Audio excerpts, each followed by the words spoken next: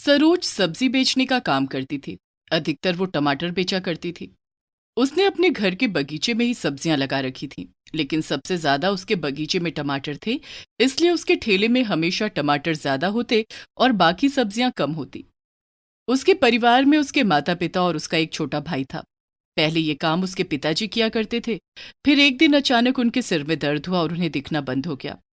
बहुत इलाज कराया, लेकिन पता ही नहीं चला कि उनकी आंखों की रोशनी क्यों चली गई।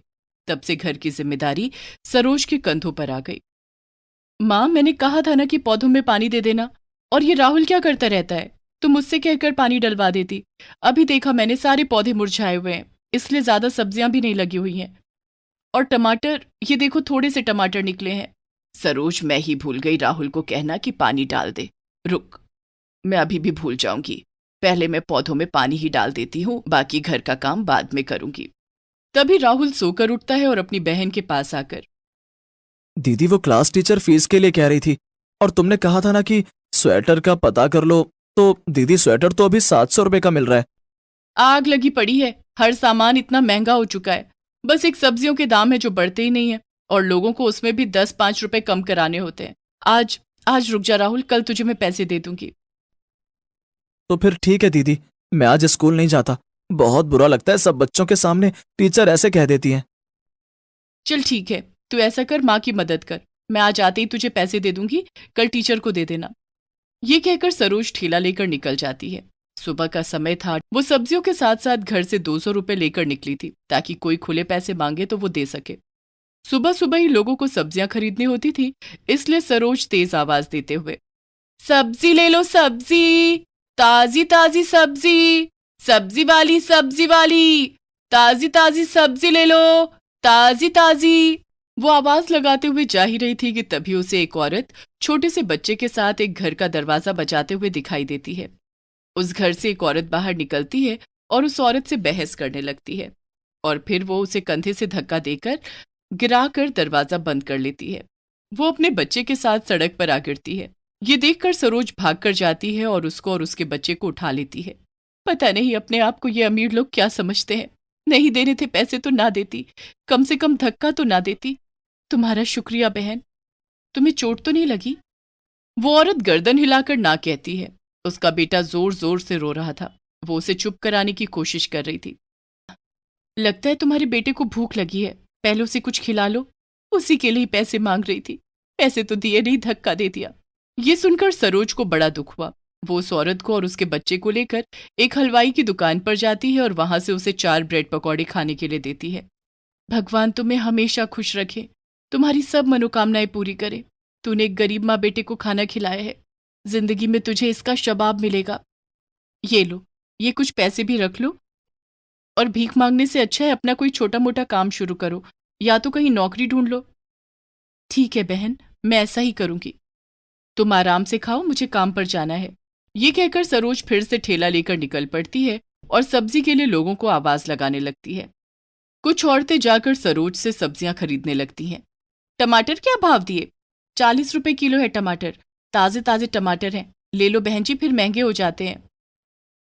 अरे बाप रे, 40 रुपए किलो? भाई देखो, 35 रुपए किलो देती हो तो मैं लूं। बोनी का समय है, चलो ठीक है ले लो।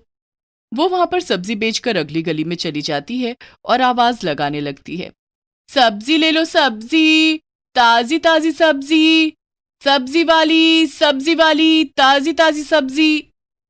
लेकिन उस गली में कोई भी सब्जी नहीं लेता। फिर सरोज तीसरी गली में निकल जाती है। उस गली में कुछ कुत्ते खड़े हुए थे। वो सरोज को देखते ही भौंकने लगते हैं। ये देखकर सरोज जल्दी से उस गली से ठेला निकालने लगती है, लेकिन तभी वो कुत्ते उसकी ओर दौड़ पड़ते हैं। इस हड़बड़ी में सरोज का बैलेंस बिगड़ जाता है और उसका ठेला भी गिर जाता है। सारी सब्जियां तितर बितर हो जाती हैं। आवाज सुनकर कुछ घरों से लोग निकलते हैं और उन कुत्तों को भगा देते हैं। अरे, इस गली में बताया करो, यहाँ बहुत कुत्ते हैं। वो बाहरी आदमी को देखकर भौंकने लगते हैं। हाँ, मैं पहली बार इस गली में आई थी, मुझे पता नहीं था। सरोज सारी सब्जियां उठा लेती है। वो देखती है कि सारे टमाटर नाली में गिर चुके हैं, बस 4 टमाटर बचे हैं। ये देखकर उसकी आंखों में पानी आ जाता है। वो सारी सब्जियां उठाकर वहां से चली जाती है और एक जगह पर जाकर बैठ जाती है। तभी उसे वो औरत दिखाई देती है। अपने बच्चे के साथ सरोज उसकी तरफ देखती है तो वो औरत अपने हाथ को उठाकर उसे आशीर्वाद देते हुए वहां से निकल जाती है। सचमुच में अगर भरपेट खाना मिल जाए तो कितनी खुशी होती है।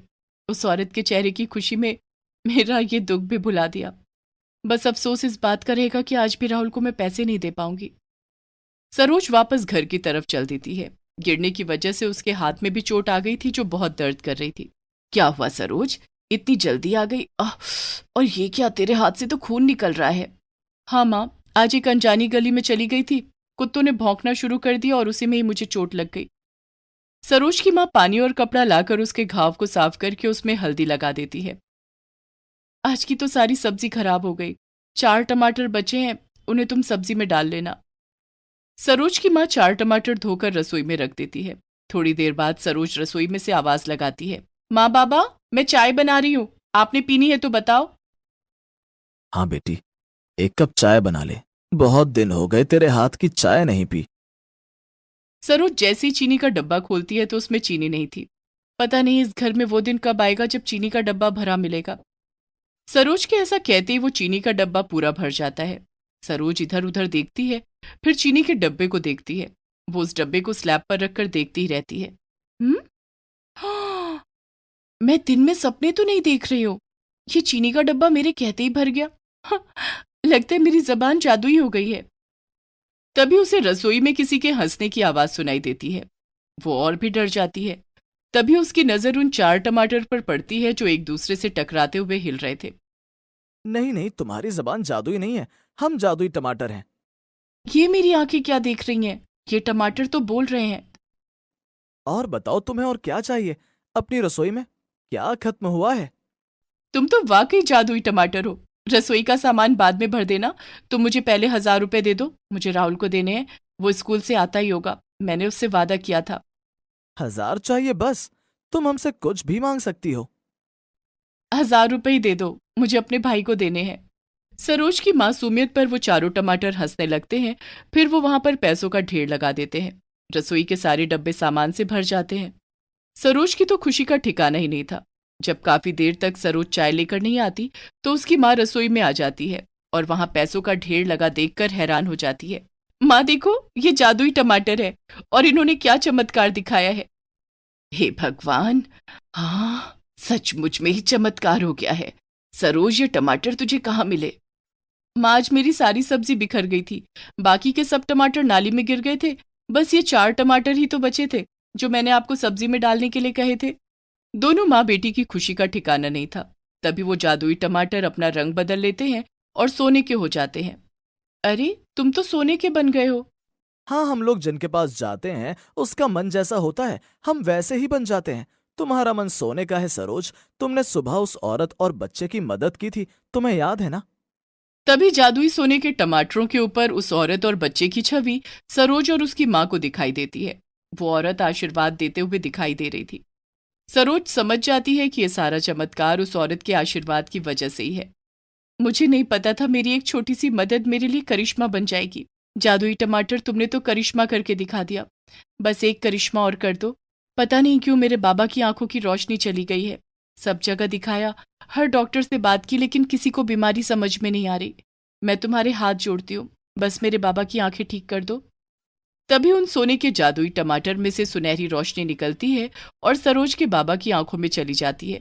उसके बाबा देखने लगते हैं। सरोज, सरोज की माँ, मुझे दिखाई देने लगा है, मुझे दिखाई देने लगा है। सरोज और उसकी माँ भागकर वहां जाते हैं। तभी राहुल भी स्कूल से आ जाता है। अपने बाबा को देखता हुआ देखकर वो तीनों बहुत खुश थे। ये सब कुछ सरोज के उन जादुई सोने के टमाटरों का कमाल है। दीदी के जादुई सोने के टमाटर? दीदी, ये माँ क्या कह रही है? फिर सरोज रसोई से वो जादुई सोने के टमाटर ले आती है। सरोज के बाबा धन्यवाद देते हैं और राहुल उनसे कहता है कि हमारे इस छोटे से घर को अच्छा सा घर बना दो। और देखते ही देखते सरोज का घर एक सुंदर बड़े घर में बदल जाता है। माँ देखो, मुझे उस गरीब की मदद करके कितना अच्छा फल मिला है। हम लोग गरीबों की मदद भी किया करेंगे। सरोज का परिवार अब बहुत खुश था। सरोज ने गरीब लोगों के लिए 2 टाइम के खाने का लंगर लगाना शुरू कर दिया और अब वो गरीब बच्चों की पढ़ाई के लिए भी सामान देती। जब कोई बीमार हो जाता तो उन्हें इलाज के लिए भी पैसे देती। इस तरह सबकी मदद करते हुए सरोज का परिवार उन जादुई सोने के टमाटर की वजह से हर जगह फेमस हो गया। सुमन कब से आलोक की राह देख रही थी। उसका बेटा कुणाल ट्यूशन से वापस आ चुका था। कुणाल बेटा, अपने पापा को फोन करके पूछो कहाँ रह गए वो। इतनी देर तो वो कभी नहीं लगाते। आते ही होंगे मम्मी, आपको कुछ चाहिए तो मुझे बता दो। नहीं बेटा, मुझे कुछ नहीं चाहिए। ये कहकर सुमन दरवाजे की तरफ देखने लगती है। आलोक को गए 2 घंटे हो गए थे। इतनी देर तक वो कभी भी सुमन को अकेला नहीं छोड़ता था, जब से सुमन व्हील चेयर पर आई थी।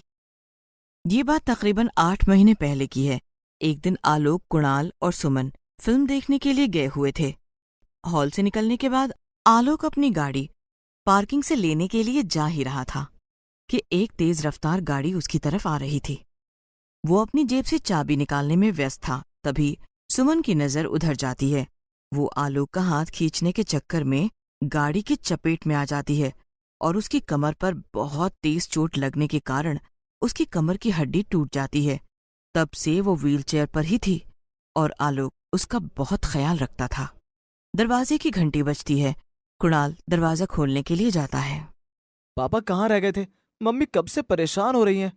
बस बेटा, थोड़ी देर हो गई। आलोक सुमन के पास जाता है। कहाँ रह गए थे? तुम्हें पता है मुझे कितनी घबराहट हो रही थी। हाँ, थोड़ी देर हो गई एक्चुअली। मेरा एक दोस्त मिल गया था, उसने फिर एक डॉक्टर के बारे में बताया तो मैं उसके साथ वहां चला गया। तुम भी ना, शहर के सबसे बड़े डॉक्टर ने मना कर दिया है कि अब मैं कभी भी अपने पैरों पर खड़ी नहीं हो सकती, और तुम हो कि आए दिन किसी न किसी डॉक्टर के पास चले जाते हो।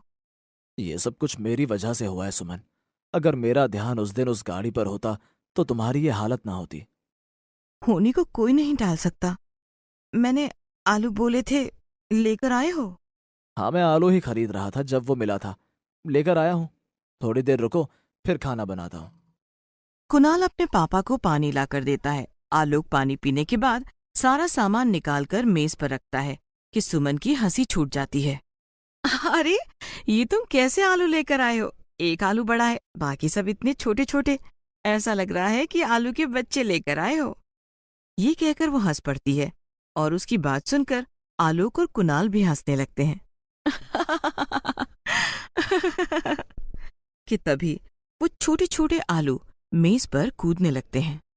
सही पहचाना, सही पहचाना, हम सब तो बच्चे ही हैं। आलू को बोलता हुआ देखकर वो तीनों सहम जाते हैं। तभी वो बड़ा आलू बोलता है, लगता है मेरे बच्चों ने आप सबको डरा दिया। कितना भी मना करो, ये लोग शैतानी करने से बाज नहीं आते। असल में एक जादुई आलू हूँ और ये मेरे छोटे छोटे बच्चे हैं। "आह, जादुई आलू? आलू के बच्चे? हे भगवान, ये मैं क्या सुन रही हूँ? तुमने सुना आलोक, ये क्या कह रहे हैं? सुन भी रहा हूँ और देख भी रहा हूँ। वाह, कितना सुंदर घर है। अरे देखो देखो, उधर कितनी सारी मछलियां हैं।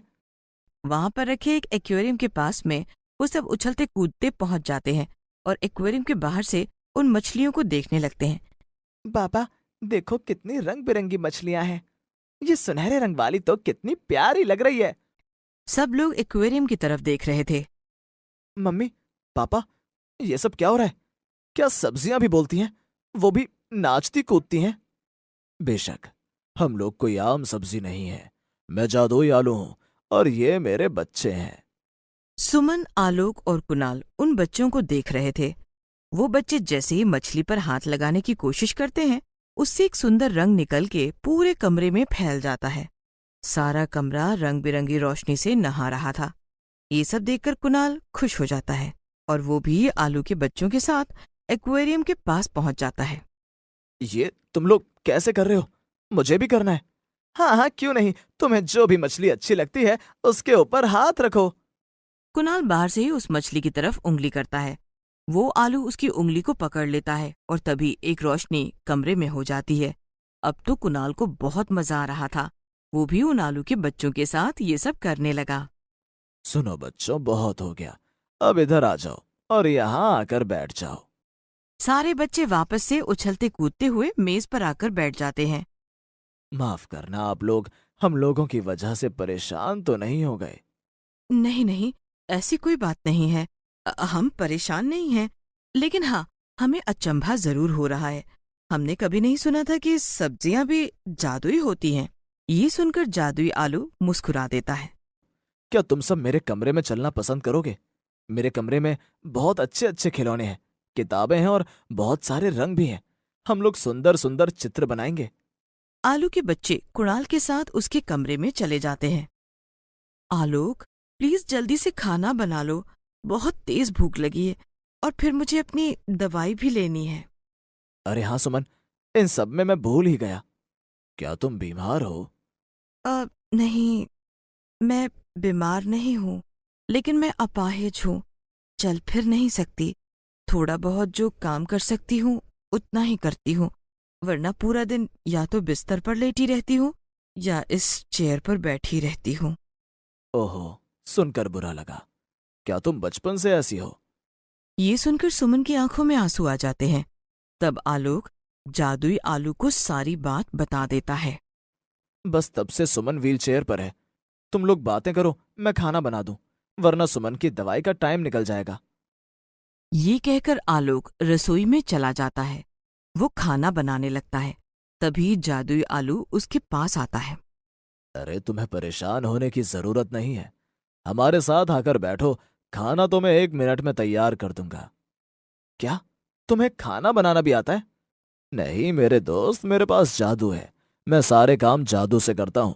चलो तुम बाहर आओ। बाहर आकर जादुई आलू अपने बच्चों को आवाज लगाता है। सब लोग बाहर आ जाते हैं। फिर छोटे छोटे गिलास में वो अपने बच्चों के लिए ताकत का पानी डाल देता है। सुमन, आलोक और कुणाल के लिए बढ़िया खाना मंगा लेता है। आलू के छोटे छोटे बच्चे एक दूसरे के गिलास को छीन छीन कर उसका पानी पी रहे थे। मैं जादू से हर चीज कर सकता हूं, लेकिन अपने बच्चों की शरारतें खत्म नहीं कर सकता। ये पूरा दिन एक दूसरे के साथ इसी तरह की छेड़छाड़ करते रहते हैं। ये तो बहुत अच्छी बात है। बच्चे इसी तरह ही हंसते खेलते अच्छे लगते हैं। सब लोग खाना खा चुके थे। जादुई आलू अपने जादू से वो सब कुछ हटा देता है। सुमन के काम ना करने के कारण आलोक घर पर इतना ध्यान नहीं दे पाता था। जादुई आलू अपने जादू से घर को सुंदर बना देता है। ये देखकर आलोक जादुई आलू से कहता है, मैंने देखा है, तुम्हें सचमुच में जादू आता है। क्या तुम जादू से सुमन को ठीक कर सकते हो? मैं तो अभी बस यही करने वाला था कि तुम बोल पड़े। चिंता मत करो मेरे दोस्त, सुमन अभी अपने पैरों पर खड़ी भी होगी और चलेगी भी।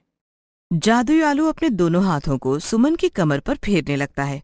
उसमें से निकलती हुई सुनहरी रोशनी सुमन की कमर के अंदर जा रही थी और जैसे जैसे वो रोशनी अंदर जा रही थी, सुमन सीधी होकर बैठ गई और फिर एकदम से खड़ी हो गई और फिर इधर उधर चलकर देखने लगी। आह, मैं ठीक हो गई हूँ आलोक, देखो। अ, कुणाल देखो, मैं ठीक हो गई हूँ। मैं ठीक हो गई हूँ। थैंक यू सो मच जादुई आलू।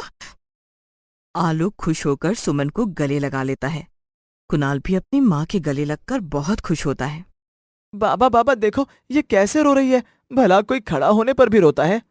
मेरे बच्चों, ये बहुत दिनों से खड़ी नहीं हुई थी, इनको कमर में चोट आई थी। आज जब ये खड़ी हुई हैं तो ये इसलिए खुश हैं और रो रही हैं। तुम अभी छोटे हो, जब बड़े हो जाओगे इन सब बातों को समझने लगोगे। बाबा आपने इनको जादू से ठीक कर दिया, तो हमें अपने जादू से बड़ा कर दो। ओ मेरे प्यारे बच्चों, ये जादू तुम लोगों पर इस तरह काम नहीं करेगा। तुम्हें अपने हिसाब से ही बड़ा होना होगा, और जब तुम बड़े हो जाओगे तो तुम खुद मेरी तरह जादुई आलू बन जाओगे।